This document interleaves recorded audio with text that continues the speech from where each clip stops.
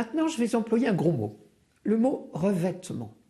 L'idée, c'est de dire qu'il y a toujours deux couches dans les paroles du psaume. Par exemple, le psaume 62-63, « Dieu, tu es mon Dieu, je te cherche dès l'aube ». C'est beau, mais qui parle?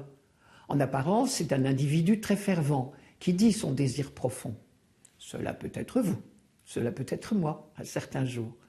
Mais en réalité, c'est le peuple d'Israël qui cherche Dieu vraiment depuis l'aube de son histoire. Et donc, on dira que dans ce psaume, le revêtement, la couche supérieure du texte, c'est la parole d'un individu en prière. Mais au niveau le plus profond, c'est l'expérience spirituelle d'Israël qui est dite là. Cela veut dire que la personne qui parle dans les psaumes, c'est le peuple d'Israël en définitive, et donc que le « je » des psaumes est toujours collectif. Pour le dire autrement, les psaumes sont des prières plurielles. Et donc, pour entrer vraiment dans cette prière, il faut se faire une âme collective.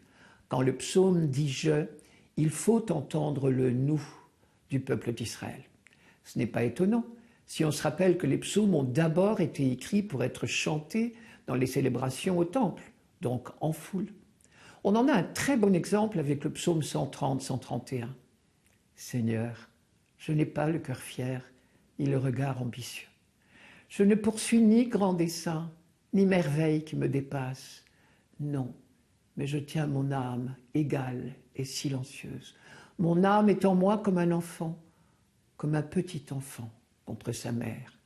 Attends le Seigneur Israël, maintenant et à jamais. » Le début du psaume pouvait nous faire croire qu'il s'agissait de la prière d'un individu.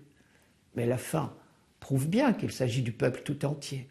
Simplement, pour traduire sa confiance en Dieu, il n'a pas trouvé de plus belle image qu'un enfant blotti dans les bras de sa maman.